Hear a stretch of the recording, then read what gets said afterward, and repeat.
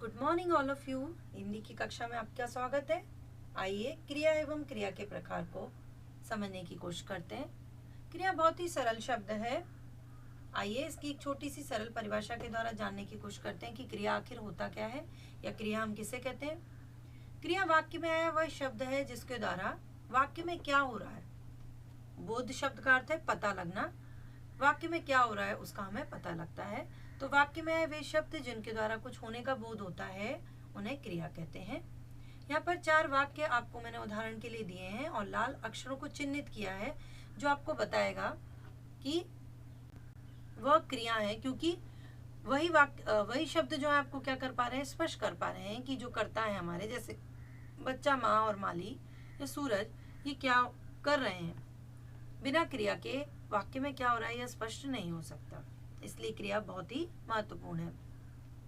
देखिए बच्चा रोया, यानी बच्चे ने क्या किया, ये कैसे पता लगा, रोने शब्द से पता लगा। माँ ने बुलाया, माली ने बाग सींचा, सींचा माने पानी देना, और सूरज निकला। तो रोया, बुलाया, सींचा, निकला, ये चारों शब्द जो हैं वह स्पष्ट कर रहे हैं कि वाक्य में क्या हुआ। इसलिए क्रिया क्या है, वे शब्द जिनके द्वारा कुछ होने का बोध हो यानी पता लगता है उन्हें हम क्या कहते हैं, क्रिया कहते हैं। आइए क्रिया के प्रकार की ओर बढ़ते हैं।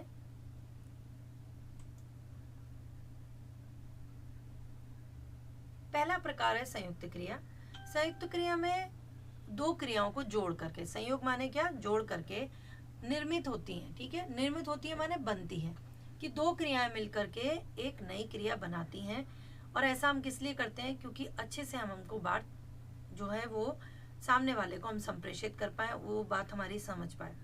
ऐसा अंग्रेजी में भी किया जाता है, जैसे you make me feel happy. यहाँ पर आपने देखा मेक शब्द का प्रयोग भी किया गया और फील शब्द का भी प्रयोग किया गया। ऐसा इसलिए किया गया कि आपको सेंटेंस में जो बात है वह क्लियर हो जाए कि आप क्या करते हैं, आप मुझे खुश महसूस कराते हैं, आप मुझे अच्छा महसूस कराते हैं। तो उसके लिए हमें क्या करना पड़ा, हमें दो क्रियाओं का प्रयोग करना पड़ा एक ही वाक्य के अंदर। यही कार्य हम क्या करते हैं, हिंदी में भी करते हैं। और जब ऐसा हिंदी में प्रयोग किया जाता है तो क्रिया एक क्रिया न रह करके संयुक्त क्रिया का रूप ले लेती है। चलिए उदाहरण से समझने की कोशिश करते हैं। पहला उदाहरण है, मैंने चाय पी ली। अब यहाँ पर पीना एक क्रिया है और लेना अलग क्रिया है। दोनों क्रियाओं का एक रूप हमने यहाँ क्या किया है, वाक्य में प्रयोग किया है, जिससे स्पष्ट हो कि मैंने भाई चाय खत्म कर दी है, मैंने चाय पी ली है। ठीक है, दूसरा उदाहरण देखते हैं, वह पेड़ से कूद पड़ा। अब यहाँ पर भी क्या है, वह पेड़ से कूद पड़ा, अचानक से किया जाने वाली कोई क्रिया को दिखाने के लिए हमने क्या किया, उसमें पड़ा शब्द जो कि एक क्रिया है का प्रयोग किया कूदने के साथ। ऐसे ही यहाँ पर तीसरा वाक्य देखें जिसमें ऐसा बताया जा रहा है कि किसी को किसी चीज की अनुमति दी जा रही है, और इस अनुमति को दिखाने के लिए हमें जाना शब्द यानी जो क्रिया है उसके साथ दो शब्द जो खुद एक क्रिया है दोनों का प्रयोग साथ में करना पड़ा। तभी हम क्या कर पा रहे हैं, यह अर्थ स्पष्ट कर पा रहे हैं कि भाई किसी काम को करने की अनुमति दे दी गई है, उसे जाने दो। तो जाने दो क्या है, एक संयुक्त क्रिया है। अंतिम जो मैंने उदाहरण आपको यहाँ पर इस पेज पर दिया है, वह एक चिड़िया बोल उठी। मतलब इसका अर्थ क्या है, चिड़िया बहुत देर से शांत थी और अचानक से बोल उठी, इसलिए क्या किया गया है, बोलने के साथ उठी शब्द का भी प्रयोग किया गया है, यह दिखाने के लिए कि चिड़िया बहुत देर से शांत थी और अचानक से क्या किया, उसने प्रतिक्रिया की या क्रिया की। इसके कुछ और उदाहरण देखिए और समझ लेते हैं।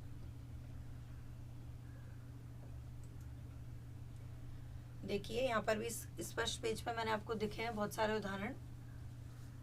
चुपचाप चला गया, अब यहाँ पर चला और गया दोनों क्रिया हैं। कहना पड़ा, यहाँ पर भी दोनों क्रिया है।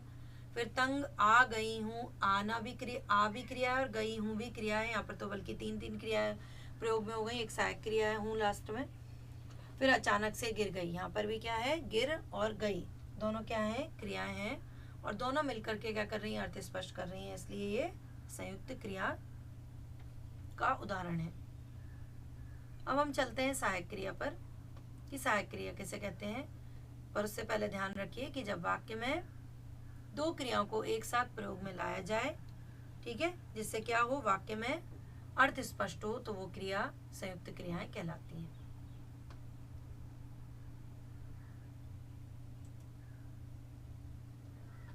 सहायक क्रिया हमेशा वाक्य में मुख्य क्रिया के बाद आती है। बच्चों एक बात ध्यान रखिए कि बिना क्रिया के कभी भी वाक्य नहीं बन सकता। तो वाक्य में या तो सहायक क्रिया होगी या मुख्य क्रिया होगी, या मुख्य क्रिया और सहायक क्रिया दोनों साथ में होंगी, परंतु बिना क्रिया के कभी भी वाक्य नहीं बनता। जैसे कि अंग्रेजी में भी आप देख सकते हैं, वह लड़का है कहने के लिए आपको है शब्द का प्रयोग करना पड़ रहा है एक सहायक क्रिया है। अंग्रेजी में आप क्या कहेंगे, ही इज अ बॉय। तो यहाँ पर भी आप देखो इज आपने क्या किया, एक वर्ब का प्रयोग किया। तो बिना क्रिया के कभी भी वाक्य नहीं बनता है। हाँ, क्रिया अपने आप में पूरा वाक्य बनाती है, जैसे गो, और हिंदी में मैंने कहा जाओ। आपको अर्थ स्पष्ट हो रहा है, ठीक है, ये ध्यान रखिए। परंतु बिना क्रिया के वाक्य नहीं बन सकता। राम, राम से कोई अर्थ स्पष्ट नहीं हो रहा है, बस केवल राम नाम पता लग रहा है। तो क्रिया के बिना कभी भी वाक्य का अर्थ स्पष्ट नहीं होता। सहायक क्रिया जो है वो हमेशा मुख्य क्रिया के बाद आती हैं और इनका रूप बदलता रहता है। जैसे ही काल में परिवर्तन आए, यानी आपका जो टाइम चेंज हो जाता है, टेंस चेंज हो जाता है, लिंग में परिवर्तन आ जाए, लड़का बोल रहा है या लड़की बोल रही है, वचन में परिवर्तन आता है कि एक कर रहा है या बहुत लोग कर रहे हैं, उसके हिसाब से क्या होता है, इनके रूप में परिवर्तन आ जाता है। अब यहाँ देखते हैं, उदाहरण जरा समझते हैं। माँ बुला रही हैं। यहाँ माँ क्या है, स्त्रीलिंग है, इसलिए आपने देखा रही का प्रयोग किया गया है। और ये बात कहाँ कही गई है, वर्तमान काल में कही गई है। और वर्तमान काल में कहने की वजह से यहाँ पर क्या किया गया है, जो सहायक क्रिया है उसका प्रयोग जो है वो है। ध्यान रखिए, वर्तमान काल की सहायक क्रिया जो है उनका सारा रूप है ही होता है। हाँ, ये सॉरी, हूँ, हो, है, यही होता है। वर्तमान काल में जितनी भी क्रियाएं हैं वह है ह का ही रूप होती हैं। इसी वाक्य को हम क्या करते हैं, भूतकाल में लिखते हैं। तो हम देखते हैं, माँ बुला रही थी।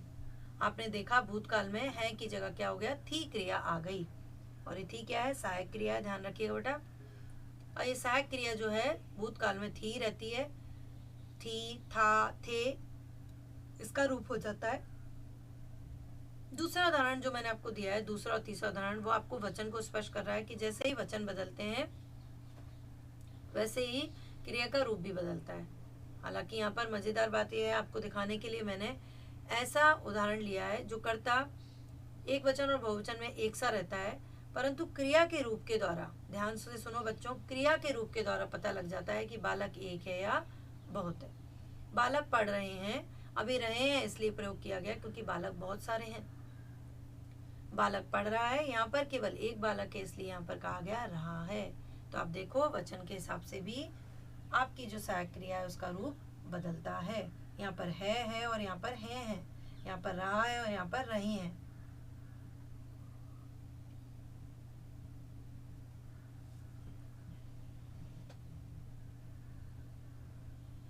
उसके बाद है आपका राम सो रहा है। यहाँ पर मैंने आपको बताने की, स्पष्ट करने की कोशिश की है कि लिंग के हिसाब से भी क्या होता है, आपकी क्रिया का रूप बदल जाता है। राम सो रहा है, यहाँ पर क्या कर रहा है, एक लड़का जो है वो सो रहा है, इसलिए क्रिया में क्या आया, रहा है। क्योंकि पुल्लिंग है तो हा, आ, अकारांत होता है। वहीं जब लड़की की बात करें, राधा सो रही है, तो वो क्या हो गया, इकारांत हो गया। इकारांत माने ई की मात्रा का प्रयोग होता है। राधा सो रही है, तो यहाँ आपने देखा कि जब लड़का था तो रहा हुआ और जब लड़की था तो रही हुआ। तो ध्यान रखिए बच्चों कि सहायक क्रिया का हमेशा रूप काल, लिंग और वचन के हिसाब से बदलता रहता है। आशा करती हूँ आपको क्रिया, संयुक्त क्रिया और सहायक क्रिया अच्छे से समझ आ गई होंगी। मेरा नेक्स्ट वीडियो प्रेरणात्मक क्रिया पर रहेगा, उसे भी आप ध्यान से देखिएगा जिससे आपको हर चीज़ अच्छे से समझ आए। धन्यवाद।